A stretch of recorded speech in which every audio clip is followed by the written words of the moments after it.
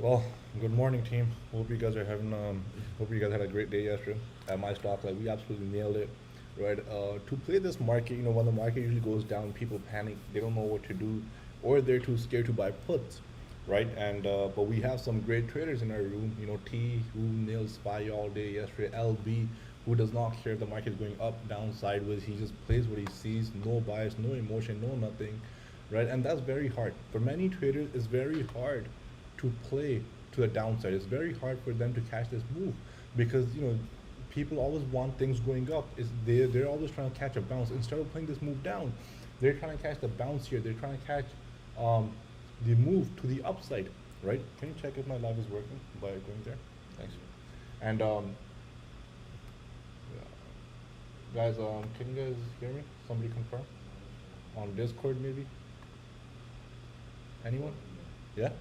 Okay, sorry, because my YouTube here is showing me that I cannot. But anyways, sorry about that. So, and we nailed it to the downside. Now in this market, first let's go over these are the gamma levels from yesterday. We had the call wall, we never reached there. LB called the top near here that the call wall came here, that we're approaching here. Be careful going on the long side, and that we can probably shift lower, and that's exactly what happened. And we came downside. And then here, when the move started yesterday, after the FOMC, we had a little spike in the more upside, right? We did not get sucked in. We were still waiting for the 5-10 minutes. Right, the move usually happens after 2:30. Then they finally gave up some gains, and then at the 47.50, which was a strong gamma support level, they made a little bear flag. Right, at the strong support level, they will the pattern will always work like this. It will stall there. Maybe it bounces, recovers, but if it doesn't, as soon as we take out the low, and then we hit the 47.45, the volatility trigger level, and from here. It was likely where the people, the gamma, the market makers, they now completely flip. They flip to the downside, right? Now they join the market to the downside, right? Now what happened here, exactly in front of your eyes, in the last 1 hour, they took the market all the way towards 4,700, which was our next support level, basically, right? And a psychological pin level, okay? And they absolutely dropped the market. And we nailed SPY, and one play that we nailed was IWM, right? I mean, we were playing on many tickers, right? But I'm just gonna go to the one I played. Basically, I wasn't sure what was gonna happen here, whether IWM was gonna continue going up or down. I did not know. So what did I do? Right? I did not have no bias, nothing. I was open to the upside. I was open to the downside. All I knew was that the move today might be bigger. Then we chose to play strangles. Right now on IWM, when the move happens, is very big. Right? So what I did here was we bought the so to the upside, we bought the 224 calls, which were going for about 18 cents, I believe. And to the downside, I bought the 222 puts, which were also going for about 18 cents or 19 cents. My total cost was 37 cents my entry, and I gave this to you guys 10 minutes before my order did not get filled. I did not rush into it. I kept my order in at 37 cents because I was like, you know what? As soon as IWM bounces towards 223, that's when I want the entry. And at that time, this is what the options will be, and this is where my calculation came in, and I was spot on. I believe 37, 36 was the lowest entry, right? And then from there, what happened? We started seeing a big move, right? And then these 222 puts ended up going to over $4.40 yesterday. All right, and that alone is over 1,000% play on the entire play. However, I took my profits a little bit early. I was in with a good size. I took close to 100%, which I'm happy with. I did not go for 1,000%, but the guy that messaged me, one person held it over $2, so he still nailed about 600, 700% on this play, right? No need to judge, but sometimes a strangle, when you get it, you can play the market to the upside and the downside. The question here is, when do you buy a strangle? Now, many of you guys are going to make one mistake. You guys are going to start buying calls and puts. You learned this new strategy, great. But if it was this easy, I would have been a multi-millionaire a long time ago. But strangle, there's a time to do it, and then there's a time when you need to avoid it, right? The best example I can show you guys is PLTR, the strangle that we took, right? And I mentioned everyone, right, in the trade, and I explained my reasoning that it was a perfect strangle that I came across, and I'm gonna go in with my full size on it, right? And this triangle worked out great. Now, who would have thought, other than my stock live, I think on FinTwit, wherever you see, most people probably played PLTR to the upside at these levels. They were probably calling a bottom here. They probably drew a strong support here, which I mean, on the technical is fine, I understand. right? They probably drew a strong support here.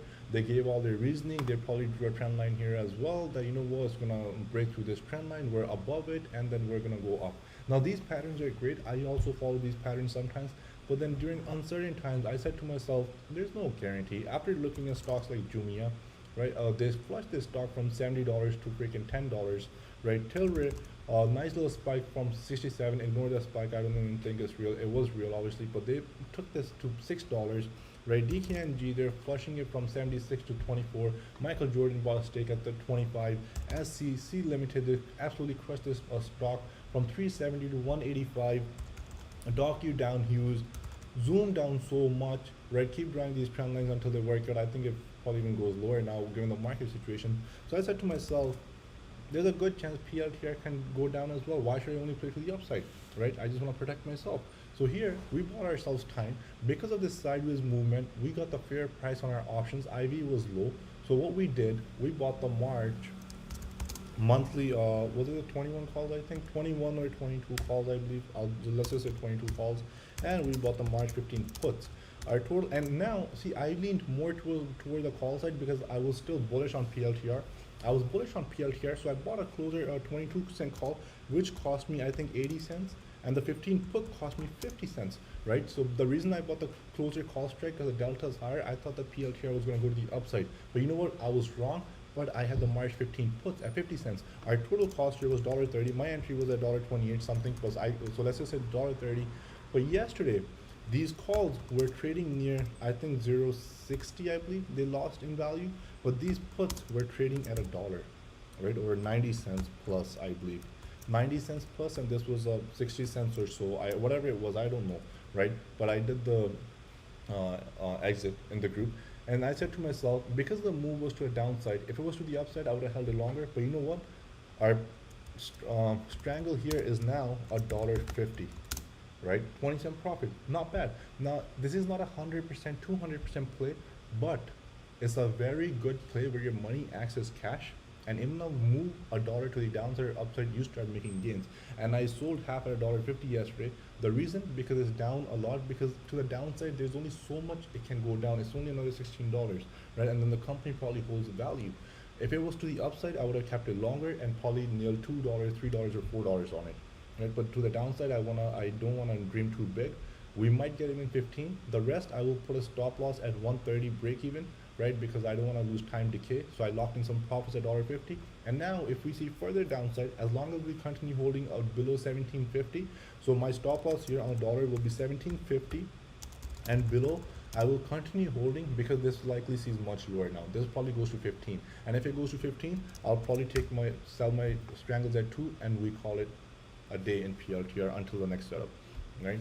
So that was the strangle that we did. We played it to the upside and to the downside. Show me one person in the market who on Pinterest played to PLTR to the downside. We played it both ways. We nailed it. We stayed humble. We did not know what was going to happen. We nailed it. One stock, Qs, I'll quickly go over tech. If you read the Gamma report today, it clearly states we're probably going to expect some downside or more volatility. So I will tell you guys right now, tech can continue lower, and Friday might just be a base day. We might not, tomorrow might be a low volatility day, maybe more, but today there could be a possibility again we flush lower. Microsoft, we absolutely nailed it again to the downside twice now. I did not play this run, but we nailed it twice. Last time we caught this entire big room, and now on Microsoft, we absolutely nailed this move. How many 1000% plays on Microsoft? Yash, you absolutely killed it, brother. Great. He was in from 340. His puts are up, I think, 1500%, and then another position 800%. And then we played Microsoft to the downside live on voice chat the other day. The day before yesterday, we caught this move. We sold them for a double. Some of you guys held for 300, 400%. Some of you guys held for this move 1000%. And now, if Microsoft breaks here, I will tell you guys right now, the last Fed FOMC, the minutes that came out yesterday were very important. They're actually selling tech now. The money is starting to come out. LB posted a little for something for you guys to read, that Fed is not only raising interest rates, but now they will be start cutting. They will cut down their buys as well. Okay, or they'll completely stop. So that's something. The money is going to come out of these big names, and from tech, money will likely go into value because people that hold big cash reserves, they're not going to keep their money as cash because cash loses value over time. So for them, they always need to invest or put the money somewhere where it grows a little bit, or they get paid dividends. So value names will be in play. All right. So from Fed, I'm all over the place right now because I have so much information. I woke up really early. I've just been reading so much. So I'm just throwing everything at you guys with the time limit I have. Okay, so mid-March is when they're probably going to stop the net purchases, and in the summer we can have a very bad summer for the market, but not for us. We're going to nail the market. Even in the bad summer, we're going to make money. Three hikes in 2022, which was I think already given, but now it's in effect. And then Goldman Sachs. Goldman Sachs have their fourth annual healthcare guys this week, okay, and where the CEOs will be attending. And so keep an eye on some vaccine stocks, Pfizer, Moderna. There are a bunch of other companies which are a part of that annual healthcare. You can simply go online, just type in Goldman Sachs annual healthcare, or you'll get all the results. Banks are in favor. With these rate hikes, banks should be strong. I'm not saying buy banks right away. Wait for the proper entry. In the coming weeks and months, banks will be in play. Why? Because the loan growth, there's better loan growth, right? For the near term, but for the medium term, Fed rate hikes are going to kick in. That's good for the banks, right? And so let's see that. And the Bank of America, for higher rates, Bank of America is usually preferred to the upside for higher rates. Okay, so and if we go over Bank of America on the chart, on the weekly chart, if I go, it's actually near all-time highs. All right. So if we flag here for some time, don't take my comments in today and start buying calls. Please don't do that. I don't recommend that because it's a stock at the end of the day. So as long as we flag above this and we hold above this $48 level, Bank of America is going to break out towards 54, 56, 58. It's going to go up, right? If I was to show you guys a chart, let's look at TD. Right, look at this chart. When it broke out of the 50s, I was looking at it this morning. You see it broke out of the $70 zone and a nice little $30 spike. All right, or if we look at Pfizer, for example, on the weekly, a nice little break above 48. So you guys see the Bank of America chart. It can do something like this, hit 60 fast. I'm not saying it's going to happen, two different sectors, two different market caps, but it's just a possibility I'm saying on this name with the people with the small accounts. You can even go 2 months out a strangle. You can buy 51 calls and 44 puts. Fuck it. I mean, play both ways, right? If they dump it, play to the downside. If they take it up, take it to the upside. So I might work a strangle on Bank of America, right? Let's just stay humble, pretend like we don't know what's going to happen, because the options will be cheap and one of them will more than double, right? And XLE and XLF, guys, keep an eye on it. In the coming weeks, I'm giving you guys this based on my research. Energy, they're going to keep it strong. This works against inflation as well. So if we get a 60 plus hold on XLE, that's another great play to the upside in my opinion. And financials, we just went over, is breaking out. Banks, just keep an eye on it. I mean, obviously, it's very hard to predict the daily movement, but in the coming weeks and months, banks are expected to be strong. All right, on XLF, we might even fill this gap. Who knows? As long as we continue holding above here, and we take out this top range, we likely go higher on banks. Just keep an eye on it. Walmart is one stock. You guys want to keep an eye on it. If Walmart breaks above this 146 level and it holds above 146, we're likely going to get the 150, 154, and a nice little uptrend all year along in Walmart. But again, wait. Don't buy yet. I mean, they can still kill this stock. Wait until 146 solid hold. Let the money rotate, and we play these value names. Right, Lowe's is another name which I was going over this morning. Another name, now I know you were also eyeing puts on these names.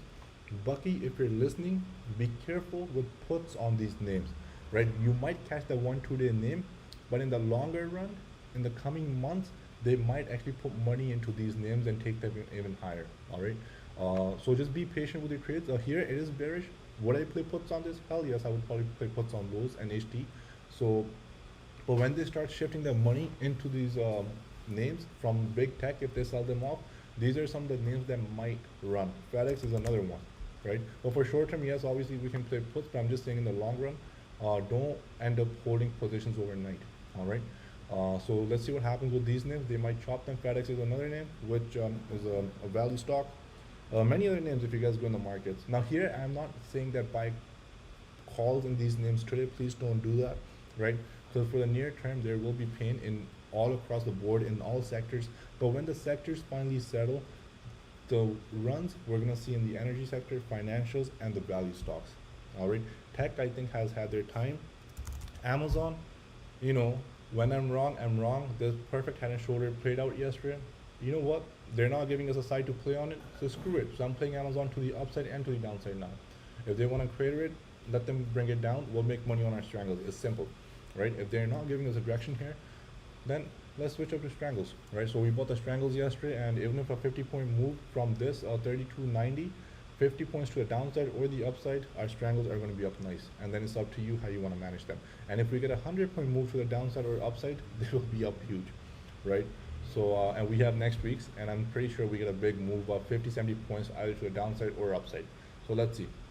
Right, Home Depot, if I was to go over it, it does look like it wants lower, Bucky. So for Home Depot, I might also I put for short term. I'm not saying don't play puts. Of course, this is a puts play in my opinion right here. And if it fails the 407, I think we go test 390 and all the way towards 370. And if we get this level right here, I might even go long Home Depot from these levels. If we get this in the coming weeks, and then in February, March, April, we go long in Home Depot. Right, I'm here talking weeks and months, guys, not the today's only. Keep that in mind. But for now, read the gamma. Volatility is high, so today again we can expect some big moves. Right, SPY does a big move down as ugliness, and we might even have something like this again today. We might hit all the way towards 460, another $6-7 move possible to the downside. All right, or 464 from here. At least half of this move from yesterday. So volatility is still high. All right, and expected is probably going to happen, right? And also to the upside, we can even go higher. All right, so have both options open. Don't just lean onto one side. Check out strangles if you don't know what strangles are. I think they're great in this market with high volatility. And other than that, guys, let's see what's going to happen. Just manage. That's all we can say, right? Here I can be talking about puts. But who knows, at 9:32 I might even buy calls. I don't know, right? It's the market. So it's a trader's market. Have to be flexible, but know what you're buying. And if you're unsure, sit back, watch the market play out. Nobody's telling you to buy anything, right? If you're unsure, just sit back and watch, right? Wait for a setup. If you only play upside, well, you know what then? Just let the market settle. Upside days will come. Then you play upside, Because personally, when I started back in sometime, I had trouble playing puts, right? I had to get used to it. Right, so let's see. It's a beautiful market. We're making money, so who cares? Let the market go up or down. We'll see you guys back in the chat. And tomorrow we will have a free premium open. If you're a free person here watching pre-market, our premium will be open free tomorrow. We'll see you guys.